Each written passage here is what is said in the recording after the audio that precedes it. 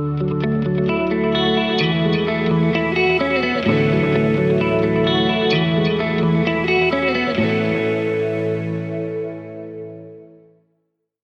would like to understand how R&D disclosure in the form of patents impacts or affects the institutional investor base of a company. And let me start with a little bit on the kind of firm preferences to kind of fix that at the very beginning.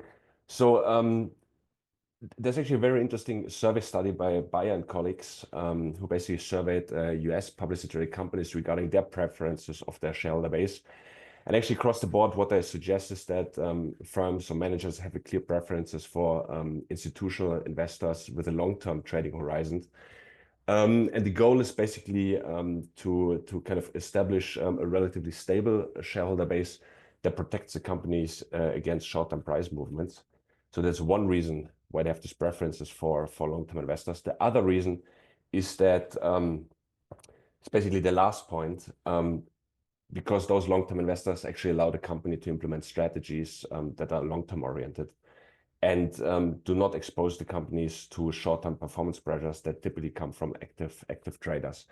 So the question we basically ask in this paper, whether R&D disclosure in the form of patents attracts those type of, let's call them maybe undesired kind of shareholders. And we focus here on R&D companies and R&D disclosure for two reasons. So one is there's some evidence already out there that private R&D related information potentially puts informed investors as an advantage over more uninformed investors because those activities are typically very, very hard to understand. And the other reason is at least in our mind, right, attracting short-term investors to your stock is potentially more problematic for companies who actually have the business related to long-term value creation. Now, so with that, we basically center this paper into the literature in accounting on disclosure. So a couple of papers that look at financial disclosure and informed investor trading at the time of disclosure, around the time of disclosure. So what we do differently from those papers is that we actually focus on pre-disclosure trading dynamics, which should give a bit more nuanced understanding about trading motives. So since we focus basically on R&D disclosure in the form of patents, let me also kind of quick review of the literature.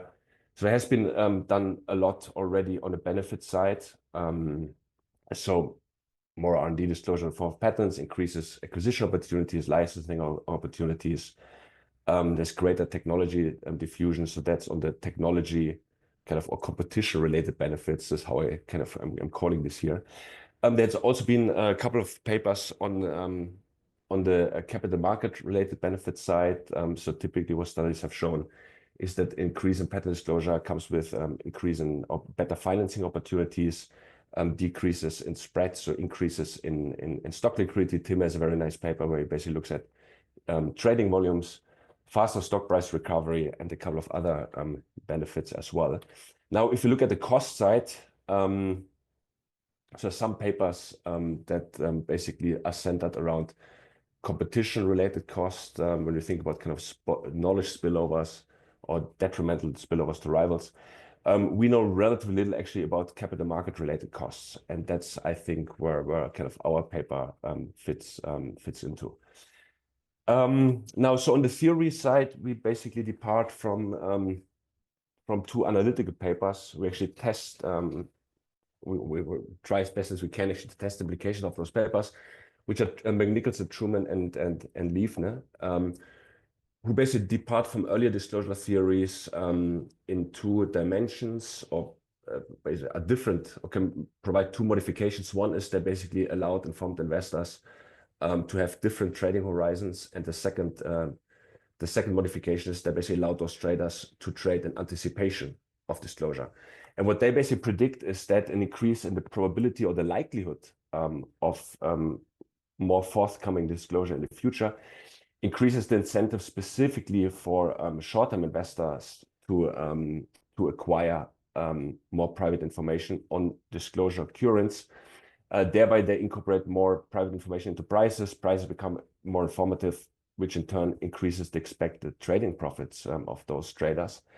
So that's McNichols and Truman. What Lieven adds, somewhat a complementary channel here, he basically focuses on the liquidity or kind of the ex post implications and how the ex post implications of actual disclosure actually impact the incentives before disclosure of those investors. So what he basically predicts, because disclosure typically comes with increase in stock liquidity, and specifically in our context, since we focus on patent disclosure, which is good news disclosure, there's also a positive reaction to that disclosure typically, which provides more profitable trading opportunities for short-term investors after disclosure, which in turn incentivizes them to collect more costly information ex ante. They also have predictions regarding behavior of long-term investors. That depends a little bit on the model. So McNichols and Truman basically, so long-term investors in their model basically do not react at all to disclosure because they are much less sensitive to short-term price movements. Lieven basically takes long-term investors as interpreters of information. So just as analysts, for instance, they basically become active once actual disclosure occurs. Okay, so as you can imagine, kind of testing that theory is a bit complicated because we need somewhat a change in kind of disclosure probabilities. We need kind of a time period where we have where we can actually look at the pre-disclosure period.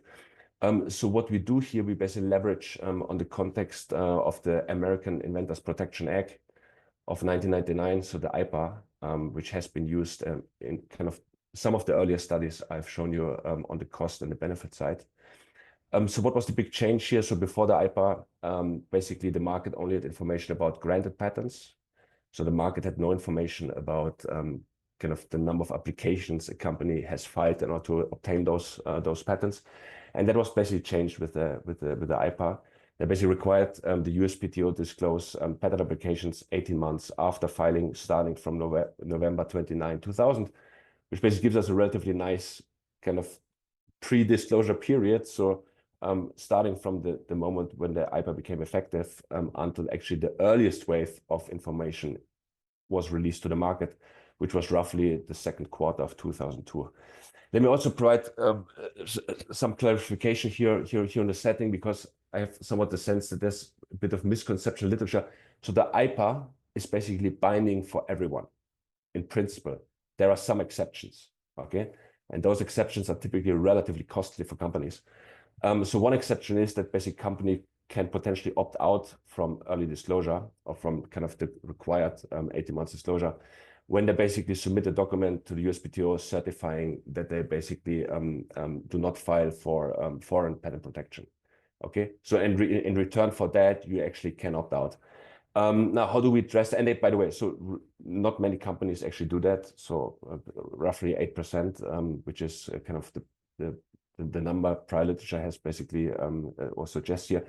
How we do that, or how we address that, we basically make a couple of robustness tests. One, actually two very conservative tests. We basically exclude all the companies either with foreign sales or who in the 5 years before the IPA basically had a foreign parallel patent application. So here, just to show you how I think about the setting and why I think the setting is actually nice to test those theories. So this basically shows the number of patent documents published by the USPTO at a quarterly basis around the IPA, where basically kind of the gray bars here are patents and kind of the blue things here are applications. So that's kind of the period here before the IPA. So there's only information released about patents. Then the IPA becomes effective. Then kind of following the theory, short-term and long-term investors basically have incentives to understand the setting. They can basically use information on R&D investments, for instance, which is kind of information from other reports. You can kind of participate in conference calls. You basically collect information, costly information about disclosure probabilities. Disclosure occurs, right? So they take the position here, disclosure occurs, liquidity increases, there's a positive market response, you basically undo your position and you take profits, okay? So that's the kind of standard behavior of a speculator, right? So that's what we are basically testing here. By the way, you see a little kind of blue bars even before kind of the 18 months have passed. So that's because companies can also ask for accelerated disclosure. Okay, so there's some cases, but there's a recent, in the recent JPE paper by Deepak Hedgett actually showed that less than 1% actually willing to do so, right? Because again, disclosure is relatively costly for companies. Good. So how do we implement the IPA? So the IPA was, again, right, it was kind of a shock that impacted somewhat everyone, but there's some variation, right, that we exploit here. So we basically look at the kind of the grand legs, specifically at the industry level before the IPA, where kind of the reason, well, kind of those or companies in those industries with longer grand legs, they're more impacted by the 18 months change in disclosure requirements. So there's increase in the frequency. How I actually think about it is when we start to think about where actually those grand legs are coming from, or why do certain technologies have longer grand legs than others. And then if you look at the innovation literature, that's typically related to innovation complexity, right? And I think that's nice for our setting of at least kind of what we have in mind, is because, well, if they are more complex, they're harder to evaluate, meaning there are greater information asymmetries, meaning that specifically those industries should benefit in relative terms more from disclosure. They're basically the decision we had to make, kind of which level of grand legs we choose. So the problem with firm-specific grand leg is there again, there's a lot of research actually in innovation that shows that the kind of firm-specific grand legs are endogenous to firm characteristics. The other reason why potentially in our setting actually firm-specific grand legs might be problematic is because you would basically condition a sample on companies who have filed at least one patent before the IPA, right? So you basically bias the sample towards companies who have been successful. So that's number one. Number two is probably for those who tried to file a patent, tried to get a patent, never got the patent. Once they basically are required to publish their application, that's probably the biggest surprise to the market, and probably actually the second where it's those traders actually benefit the most. Right, so that's one of the reasons why, or another reason why we basically don't want to do kind of implement the IPA at the firm level. What we basically do, we follow to a couple of other papers here. We basically use that, we use variation at the industry level in our baseline, basically the 3-digit SIC codes. But again, we can do several things, doesn't really change the results. Importantly, we actually exclude firms' own observation when calculating those grand legs. Okay, that ensemble, okay, that's maybe not so interesting. That's more interesting. So we basically look at the 5 quarters before and after the IPA became effective. So in 2000 Q4, which basically means that our post estimation period actually finishes the quarter before the earliest wave of information got released to the market. Since we're interested in R&D companies, and since we do not want to condition a sample on patenting firms, we basically require companies to be included in the sample to have at least 1 year of positive R&D reporting before the IPA. Okay, now in terms of our measuring approach, so how do we measure actually short-term informed investors? We basically follow Yan and Zhang, 2009, there's review of financial studies. Because that classification kind of fits, I think, best with the theory. We basically look at portfolio turnovers in the previous 4 quarters. We basically take all the companies from the Thomson Reuters data and I classify them into kind of active traders, right? Those with the highest portfolio turnover, and then the ones at the bottom are basically kind of the more patient, kind of the passive long-term investors. And following the same paper, we basically, so our main measure is at the quarterly basis, the number of shares held by those short-term investors divided by the total number of shares outstanding.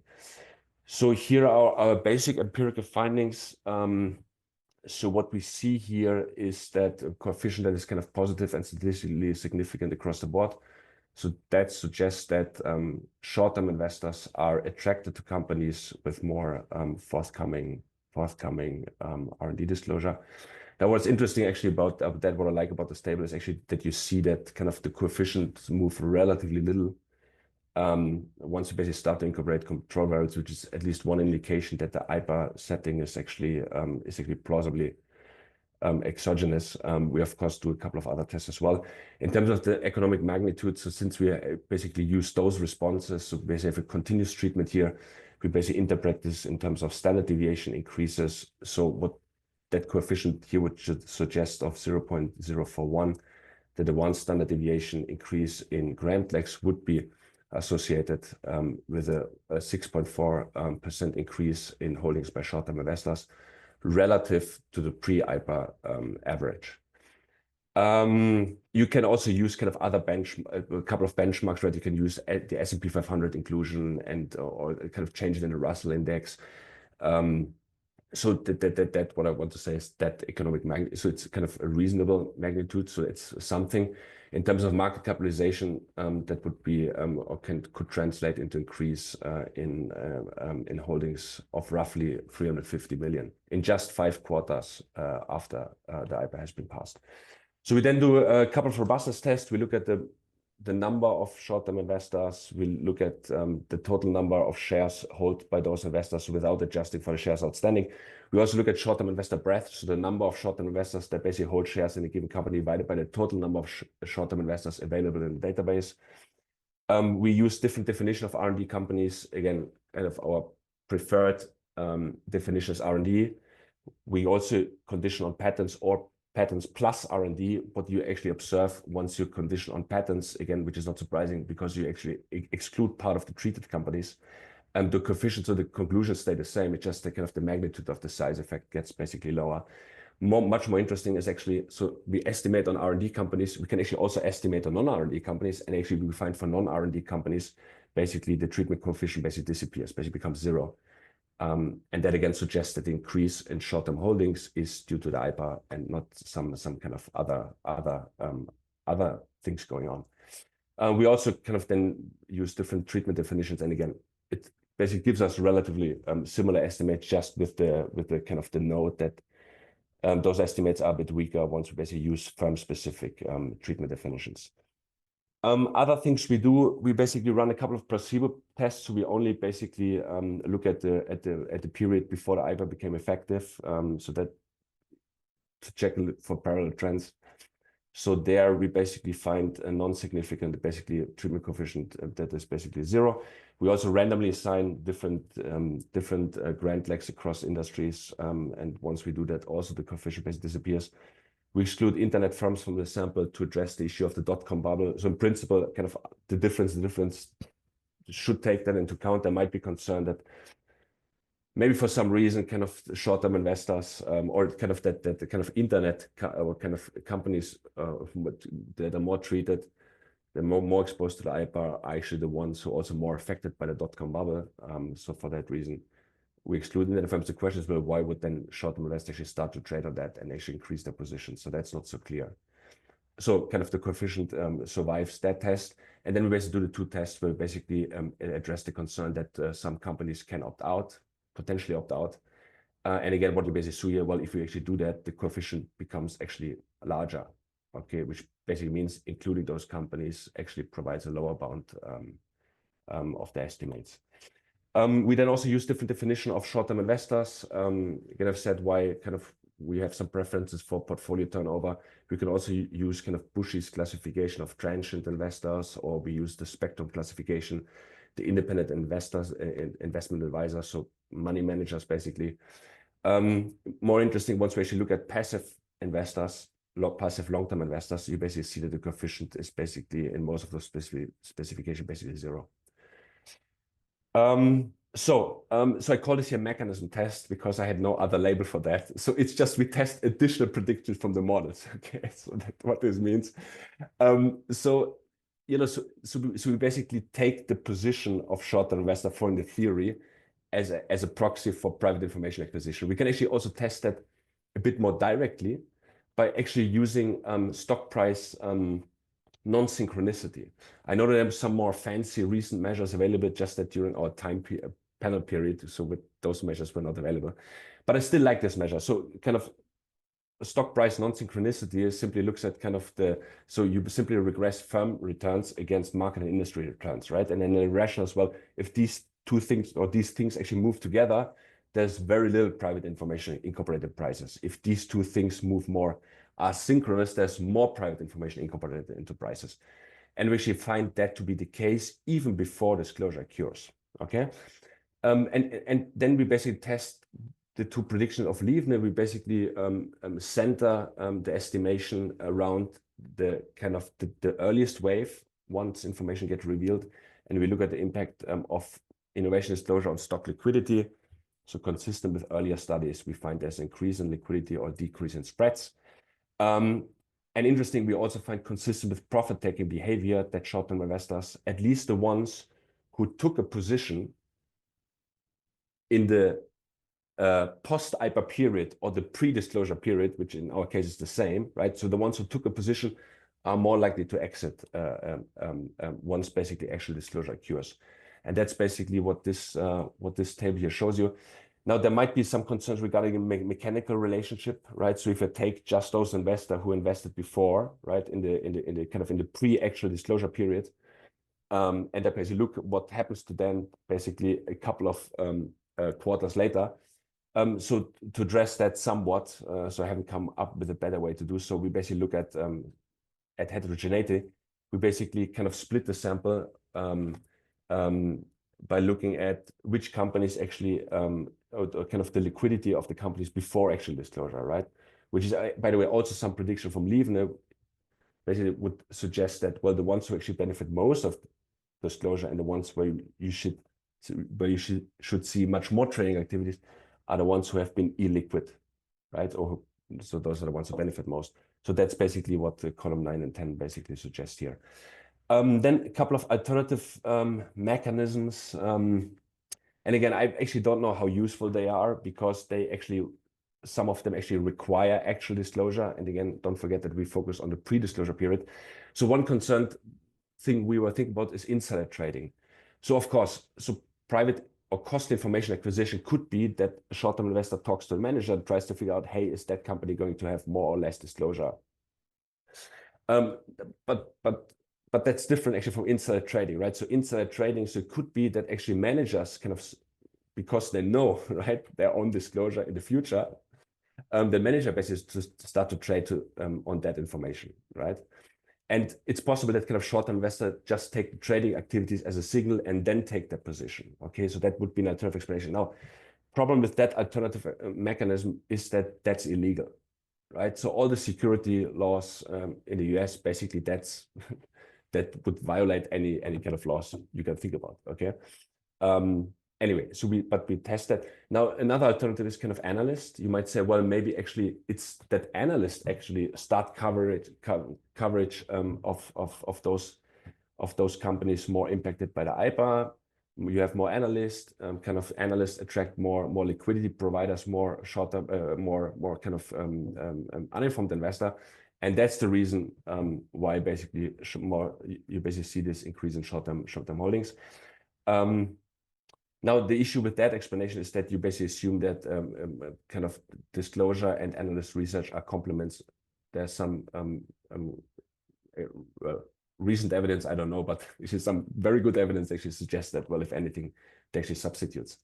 And finally, you might actually make the point, well, it's not that they speculate on disclosure probabilities, that these short-term investors actually are able to anticipate not only the content of disclosure, they're also able to anticipate how the content of that disclosure impacts competitive dynamics of the future.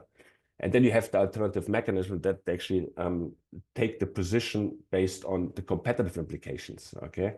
So some companies basically benefit more from the disclosure of others. Others are basically harmed by their own disclosure. So we basically look at this as well. Again, maybe that's a bit over rationalization here, but anyway. So the first two columns basically show, and again, so we look at before disclosure actually happens. So we do not see big changes in insider trading activities, so buy or sells activities. Specification 3 basically shows the number of analysts. That doesn't change significantly either. Interesting, you see actually consistent with the study I mentioned, actually, if anything, substitution. And if we look at forecast errors, right, you basically find kind of a treatment coefficient that is 0, which is not surprising again, because there's no disclosure. And then the last specification, what we basically do, we classify those companies according to kind of spill-in companies. So that follows Kim and Valentine, and spilled-out companies. So those who benefit most from disclosure of others and those who potentially are harmed more by their own disclosure. Now we have a little bit of an issue here with the sample size of the spilling companies, but if you look at the difference in coefficients, it's basically, there's no significant differences in those coefficients. Okay, so to conclude, so what we do in this paper, what I'm sure, hope I've convinced you about, that that mandatory R&D disclosure changes a little bit, at least, the composition of the investor base. It seems as short-term investors actually migrate towards companies where that potentially benefit the most from disclosure, while we don't see a big reaction by long-term investors, which suggests that that's basically pure speculation that's actually happening here. Now, if you think about the consequences of that shift in terms of stock price volatility, so that's a big concern for manager, and also the short-term performance pressure that comes with an increase in short-term investors, then what our study basically suggests, one potential more indirect cost of mandated R&D disclosure, which it kind of attracts the wrong type of investors. And the other thing, what I think also kind of is worthwhile to mention here, that again, so testing McNicholson, Truman, and Lievner is not that straightforward. I think our setting actually allows us to do so. And finally, also kind of there might be also some policy implications we can think about. So typically, if you think about how regulators typically justify disclosure requirements, especially with the argument, well, it basically levels the playing field across all type of investors, right? And that's funnily also kind of how investors kind of try to convince regulators that disclosure is something great. Again, there are already some concerns raised in the literature regarding, well, it's actually possible, or there might be situations where actually rather than reducing information asymmetries, actually disclosure increases information asymmetries. And our setting in the R&D context, at least again, in the period before disclosure, suggests, at least when we look at this period, that it's a reasonable concern, because we find that only one type of investors is basically reacting to the anticipation of disclosure, which are short-term investors, which suggests, again, it's possible that information disparities actually increase rather than they are reduced, which maybe in the R&D context might be not so surprising, because kind of understanding R&D or information disclosed related to R&D activities is pretty hard to do. But I think that's something to think about. Okay, so with that, that's it. Thank you very much.